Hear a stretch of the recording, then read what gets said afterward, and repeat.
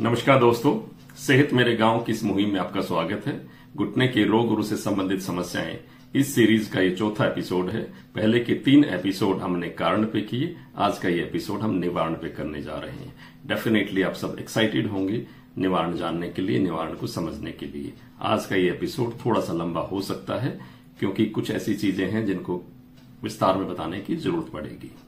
आप अगर घुटने की किसी भी रोग से सफर कर रहे हैं या फिर आपके परिवार में कोई और घुटने के रोग से सफर कर रहा है, आपके पेरेंट्स को घुटनों से कोई संबंधित समस्या है, तो डेफिनेटली आप उनकी भी हेल्प कर पाएंगे और आप अपने लिए भी प्रिकॉशंस ले पाएंगे। क्योंकि अगर आपके पेरेंट्स को इस तरह की कोई प्रॉब्लम्स हैं तो आपको होने की भी बहुत प्रबल संभावना है। जैसा कि हमने बताया था कि कुछ जो एक्सरसाइजेज या कुछ पैटर्न या डाइटरी पैटर्न घर में बड़े कॉमन होते हैं और बीमारियां भी खासकर फॉलो करती हैं। पहले पेरेंट्स को जो होती हैं, बच्चों को भी वही, और फिर आगे भी उसको फॉलो करने का जो है वो अंदेशा रहता है। जैसा कि हमने पहले के 3 एपिसोड्स में बताया कि क्या क्या कारण है जिनसे घुटनों की बीमारियां डेवलप होती हैं। दोस्तों, अगर हम एक बहुत समराइज फॉर्म में बात करें तो निवारण में 2 चीजें बहुत प्राइमरी है और कॉमन है। उसमें से एक है एक्सरसाइज और एक है सही पोषण। एक्सरसाइजेज में भी 2 प्रारूप हैं, एक्सरसाइजेज के भी 2 फॉर्म हैं। एक जेनरिक एक्सरसाइज जो सबके लिए है, हर किसी को एक्सरसाइजेज करने चाहिए, फिजिकली एक्टिव रहना चाहिए, ये हम सब जानते हैं। घुटनों के संबंध में कुछ विशेष एक्सरसाइजेज हैं जो एपिसोड 1 में हमने आपको बताई और दिखाई भी थी। उस एपिसोड को आप दोबारा से जाके देख सकते हैं। कुछ एक्सरसाइज स्पेशलाइज्ड हैं। वो स्पेशलाइज्ड एक्सरसाइज आपके घुटने की कंडीशन पे डिपेंड करती हैं कि आपका घुटना जो है वो किस कंडीशन में है। अगर उसमें कोई समस्या है तो वो किस स्टेज में है, तो उसके अकॉर्डिंगली वो एक्सरसाइजेज होती हैं। उनको हम फिजिकल एक्सरसाइज या फिजिकल थेरेपी या फिजियोथेरेपी कुछ भी कह सकते हैं, या किसी फिजियोथेरेपिस्ट की या किसी फिजिकल थेरेपिस्ट की हम हेल्प भी ले सकते हैं। इंटरनेट पे भी बहुत सारी एक्सरसाइजेज आपको मिल जाएंगी, आप देख सकते हैं। डेफिनेटली बहुत जेनरिक एक्सरसाइज अगर आप देख के भी करेंगे तो उससे कोई बहुत ज्यादा विशेष नुकसान नहीं होने वाला है। कुछ प्रिकॉशंस लेने की जरूरत है, जैसे बहुत ज्यादा जंपिंग ना करना, बहुत कोई भी ऐसा स्पोर्ट्स चूज ना करना जिसमें बहुत उछल कूद हो, खासकर उन लोगों के लिए जिनको घुटनों से संबंधित कोई समस्या है। जिनका घुटना हेल्दी है वो इस तरह की एक्सरसाइजेस कर सकते हैं, कोई इश्यूज नहीं है। वो उकड़ू बैठ सकते हैं, क्रॉस लेग बैठ सकते हैं जिनको कोई समस्या नहीं है। लेकिन जिसके उनके घुटने में किसी भी तरह की समस्या है तो उनको क्रॉस लेग बैठना, उकड़ू बैठने में थोड़ा सा परहेज करना चाहिए जब तक घुटना पूरी तरह से फ्लेक्सिबल नहीं हो जाता, पेन फ्री नहीं हो जाता। फिजिकल थेरेपीज में डेफिनेटली डिपेंड करता है कि आप अपना सेल्फ डायग्नोस किस तरह से करते हैं। आप सेल्फ डायग्नोस भी कर सकते हैं, मैंने तरीका भी बताया था कि अलाइनमेंट का सेल्फ डायग्नोस, एक आप सीधी लाइन पे वॉक करके घुटनों के बीच का स्पेस जांच के कि बड़ा है कि घटा है। और अगर आपको खुद पता नहीं लग रहा हो तो आप अपने पेरेंट्स से पूछ सकते हैं या उस व्यक्ति से पूछ सकते हैं घर में जो आपके साथ रह रहा है, कि साथ वाले लोगों को हमारे शरीर में होने वाले चेंजेस का ज्यादा पता चलता है, कई बार हमें खुद पता नहीं चलता है। दूसरा है न्यूट्रिशन, पोषक तत्व। हम डाइट और न्यूट्रिशन में कई बार कंफ्यूज होते हैं।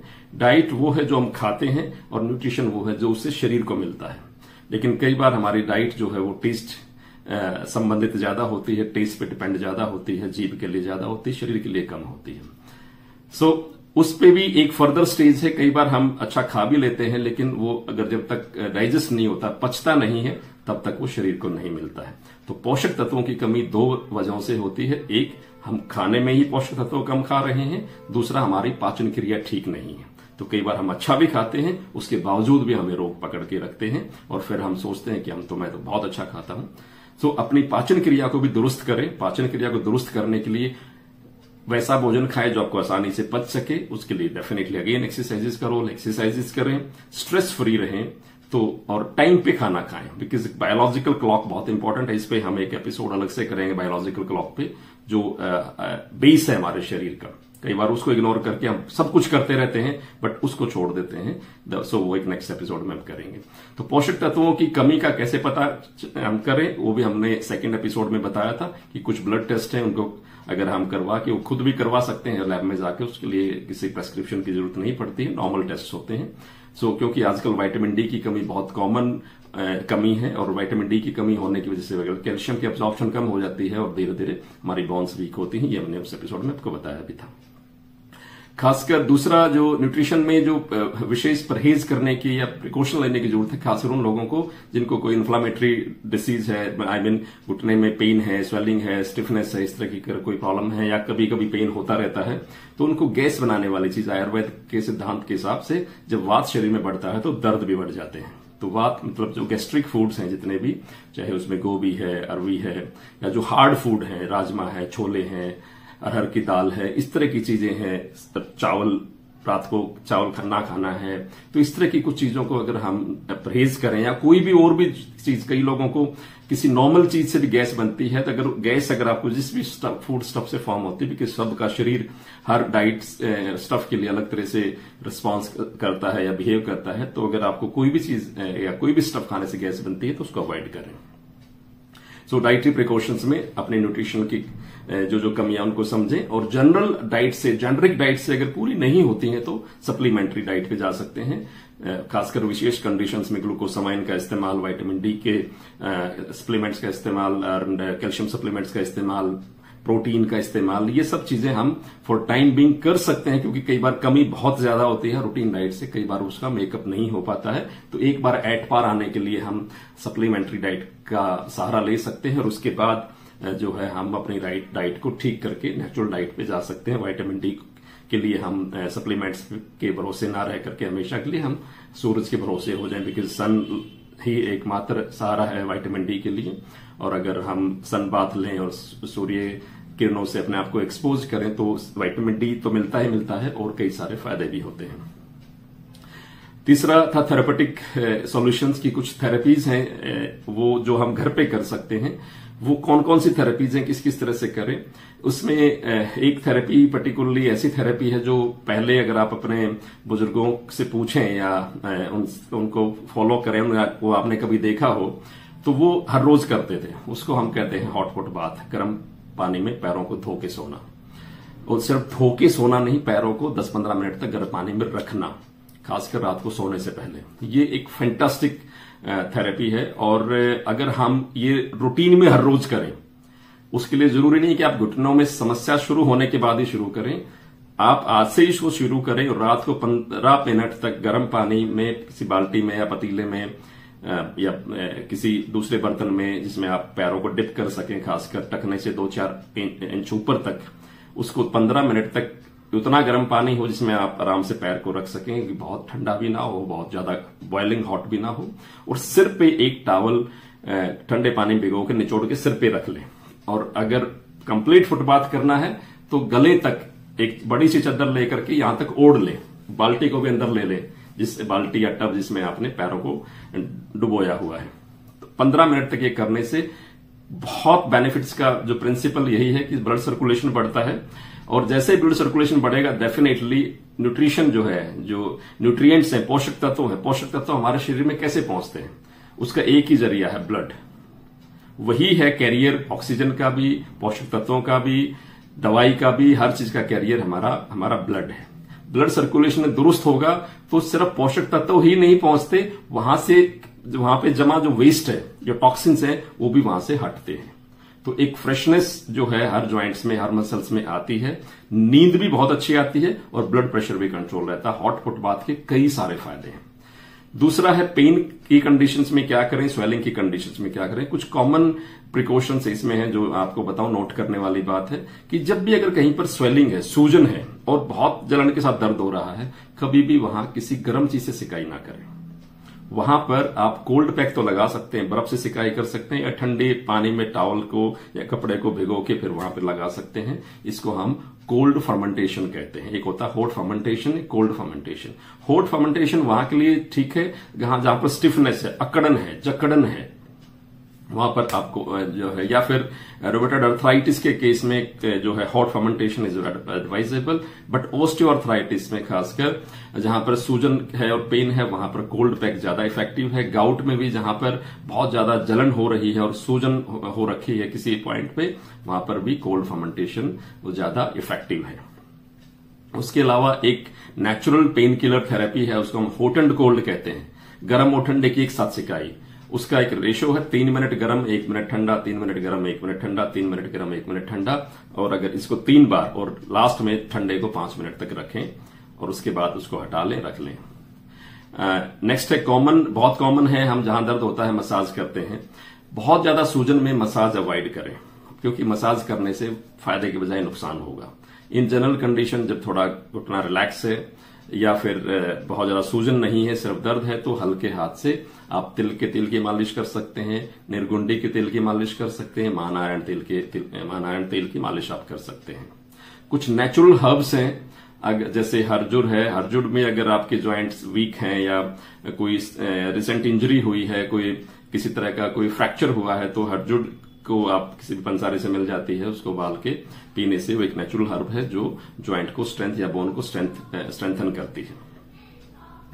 देन कुछ दूसरे आयुर्वेदिक सॉल्यूशंस हैं जिनको हम हर्बल थेरेपी, हर्बल मैनेजमेंट का हिस्सा मान सकते हैं। उसमें एक शिलाजीत है। शिलाजीत का वाइड इस्तेमाल होता है शरीर में। शिलाजीत एक्चुअली एक रिजुविनेटिंग हर्ब है जो रिजुविनेशन करती है, रीजनरेशन करती है, और वो भी उस दो ही वजहों से करती है। तो ब्लड सर्कुलेशन को प्रॉपर हर सेल तक पहुंचाने में हेल्प करती है, दूसरा वहां पर रिजुविनेट करती है, रीजनरेट करती है। तो खासकर ज्वाइंट पेन्स में शिलाजीत का प्रयोग काफी इफेक्टिव है। अश्वगंधा भी एक वाइटल ड्रग है जो वाइटलिटी को बढ़ाती है। ड्रग इन द सेंस दवाई या हर्ब मैं कहूं, drug is not that drug, दवाई। तो वाइटलिटी को बढ़ाती है, हमारी लाइफ फोर्स को बढ़ाती है, रीजनरेटिव जो एक्टिविटी, रीजनरेशन जो एक्टिविटीज हैं उनको इंप्रूव करती है। तो अश्वगंधा का इस्तेमाल भी ज्वाइंट पेन्स में या ओवरऑल वेलबींग के लिए एडवाइजेबल है। उसके अलावा कुछ चीजें ऐसी हैं जो गैस को कंट्रोल करती हैं। जैसे मैंने बताया कि जितने भी इन्फ्लामेटरी डिसीजेज हैं जिसमें दर्द होता है, स्वेलिंग होता है, उसमें वात रोग आयुर्वेद की दृष्टि से देखें तो वात रोग जो है, मैंने पहले बताया कि अगर वात बढ़ेगा दर्द बढ़ेंगे, मतलब वायु गैस जब बढ़ेगी, तो उसमें अजवाइन काफी अच्छा रोल प्ले करती है। आप अजवाइन की चाय बना के पी सकते हैं। जैसे पानी में आप चाय पत्ती डालते हैं, उसकी जगह आप अजवाइन डालें, उसको उबालें, छान के पी लें, या नॉर्मल अजवाइन और काला नमक मिक्स करके आप फांकी मार सकते हैं। दूसरा मेथी है। मेथी को आप स्प्राउट्स करके उसे अंकुरित निकाल के खा सकते हैं। मेथी का पाउडर बना के आप खा सकते हैं। साबुत मेथी वैसे खा सकते हैं। सो वो भी जो है वो वात को कम करती है। तो ये कुछ चीजें हैं जो अगर आप इनका इस्तेमाल करेंगे तो काफी हद तक जो है आपको रिलीफ फील होगा। इसके अलावा दोस्तों कुछ दूसरी चीजें भी हैं पर्टिकुलरली जो इनडायरेक्ट हमारे जॉइंट्स के ऊपर असर करती हैं। उनमें कुछ बीमारियां हम कह सकते हैं। उसमें से एक है डायबिटीज, क्योंकि diabetes is a mother disease. क्योंकि जब शुगर होती है तो वो पूरे शरीर को ओवरऑल वीक करती है। वो मसल्स को भी वीक करती है, वो न्यूरॉन्स को भी वीक करती है, वो टिश्यूज को भी वीक करती है, वो हर चीज को वीक करती है, बोन्स को भी वीक करती है। तो उस पे उसका मैनेजमेंट करें। कुछ लोगों को कई बार खासकर जहां पर बहुत ज्यादा टेस्टिंग फैसिलिटीज नहीं है, वहां पर पता ही नहीं चलता है कई सालों तक तो कि शुगर थी या डायबिटीज थी, और पूरा शरीर जो है वो वीक पड़ जाता है, वजन गिरना शुरू हो जाता है, और एकदम से ज्वाइंट्स जो है वो ज्यादा पेनफुल होना शुरू हो जाते हैं, और उनकी जो खराब होने की जो गति है वो बढ़ जाती है। और हम पेन किलर खा के या कुछ भी करके काम चलाते रहते हैं, लेकिन पता चले कि जब तक हम किसी डॉक्टर के पास पहुंचे या हमारा डायग्नोसिस प्रॉपर हुआ, तब तक नुकसान बहुत ज्यादा हो चुका था। दूसरा है कॉन्स्टिपेशन, कब्ज। कब्ज अगर किसी को है तो कब्ज भी मदर डिसीज है। वो भी सारी बीमारियों की या बहुत सी बीमारियों के पीछे का या तो कारण है, या फिर अगर कब्ज साथ में बीमारी के तो उसको जल्दी से ठीक नहीं होने देगी या बढ़ा देगी। तो पेट को साफ रखें, उसके लिए पानी भरपूर पिए। वो पानी घुटने के लिए डायरेक्ट भी जरूरी है, क्योंकि आपकी बॉडी हाइड्रेटेड रहेगी तो डेफिनेटली जो घुटने में टॉक्सिन्स के, यूरिक एसिड्स को जमने का मौका नहीं मिलेगा। आपकी kidney proper filtration system proper काम करेगा, पेट साफ रहेगा। फाइबर रिच डाइट लें, बहुत ज्यादा रिफाइंड ना खाएं। चीनी का इस्तेमाल जितना कम हो सके उतना कम करें। ठंडी, बहुत ज्यादा ठंडी, बहुत ज्यादा गर्म, खासकर कार्बोनेटेड जितनी भी चीजें हैं उन चीजों का आप इस्तेमाल ना करें। एक रीजन जो पर्टिकुलरली हमने अपने कारण वाले एपिसोड में बताया था कि एक चीज है जो यूरिक एसिड, जो गाउट का या गठिया का एक बहुत बड़ा रीजन है, और यूरिक एसिड एक बहुत कॉमन समस्या है। यूरिक एसिड का भी आप एक ब्लड टेस्ट करवा के पता कर सकते हैं। अगर यूरिक एसिड बढ़ा हुआ आ रहा है तो कुछ चीजों का विशेष तौर पर प्रिकॉशन लेने की जरूरत है, खासकर खाने पीने की चीजों में।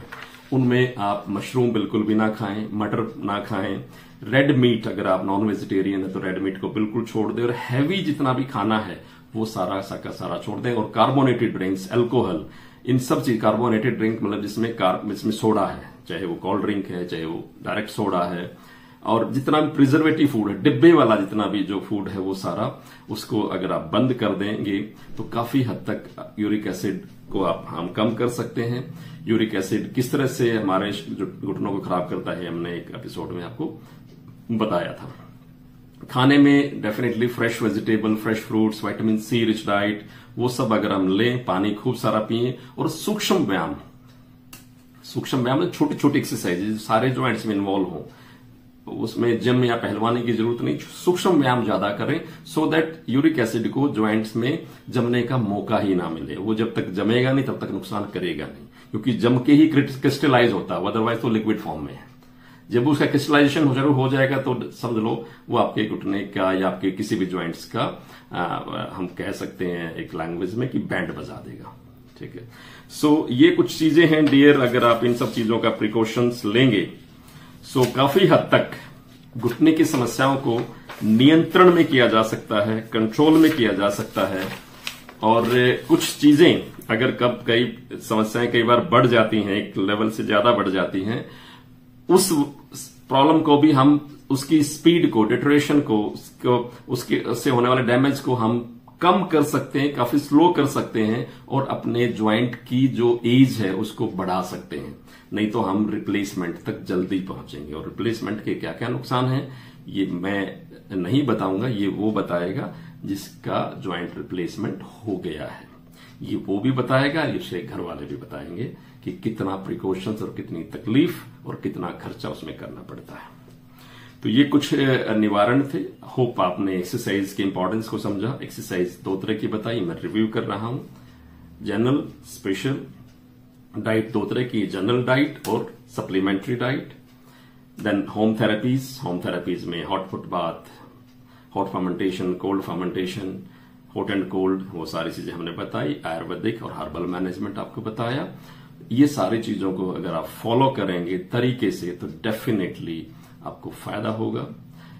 नेक्स्ट एपिसोड हम लेके आ रहे हैं किसी दूसरी बीमारी पे, और इस पूरे सीरीज का, इस पूरे मुहिम का मकसद एक ही है, जो स्वस्थ हैं उनको स्वस्थ रखना, और जो थोड़ा बहुत बीमार हो गए हैं, बीमारी की तरफ बढ़ रहे हैं, उनको रिवर्स करके वापस स्वास्थ्य की तरफ लेके आना, और जो बहुत बीमार हैं या जिनकी बीमारी एक लेवल पार कर चुकी है, उसको एटलीस्ट उनकी तकलीफों को थोड़ा सा कम करना। उनको घुटना अगर बहुत खराब हो गया तो मैं ये तो नहीं कहूंगा कि वो बिल्कुल ठीक हो जाएगा दोबारा से, लेकिन तकलीफें कम की जा सकती हैं अगर ये सारे प्रिकॉशंस लो। आप अपनी अलाइनमेंट पे काम करो, अपनी डाइट पे काम करो, हर्बल मैनेजमेंट पे, होम थेरेपीज पे काम करो, तो आपको बहुत आराम मिल सकता है जो रोज पेन किलर खाने से भी नहीं मिल रहा होगा। पेन किलर को इलाज बिल्कुल ना समझें, ये गलतफहमी बिल्कुल ना पालें। पेन किलर एक सिम्टोमेटिक ट्रीटमेंट से पेन को ठीक कर रहा है, बीमारी को नहीं। बीमारी तो अंदर है और वो अपना काम कर रही है। जो उसका काम क्या है, घुटने को खराब करना, वो रोज खराब 24 घंटे कर रही है। सो पेन किलर एक शॉर्ट टर्म मैनेजमेंट तो हो सकता है जब बहुत ज्यादा पेन है, इतना पेन है ना एक्सरसाइज कर सकते, ना चैन से सो सकते, ना बैठ सकते, तो डेफिनेटली स्ट्रेस लेवल बढ़ जाता है और रेस्टलेसनेस की कंडीशन भी स्वास्थ्य के लिए ठीक नहीं होती है। उस वक्त उस कंडीशन में पेन किलर खा सकते हैं, लेकिन पेन किलर को हैबिट ना बनाएं। आज के लिए इतना ही। उम्मीद है आपको इन सब वीडियोस से कुछ फायदा हो रहा होगा, और अगर ऐसा है तो प्लीज इन वीडियोस को आप अपने आसपास के लोगों के साथ शेयर करें, सो दैट वो इनका फायदा उठा सकें। नमस्कार, आपका दिन बहुत अच्छा हो।